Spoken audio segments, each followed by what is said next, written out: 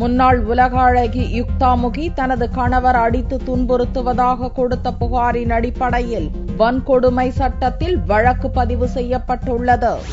கடந்த 1999 ஆண்டு லண்டனில் நடந்த உலக அழகி போட்டியில் பட்டம் வென்றவர் யுக்தாமுகி.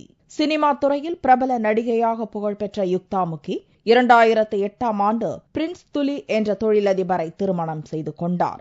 இந்த தம்பதிக்கு 3 வயதில் ஓர் ஆண் குழந்தை உள்ளது.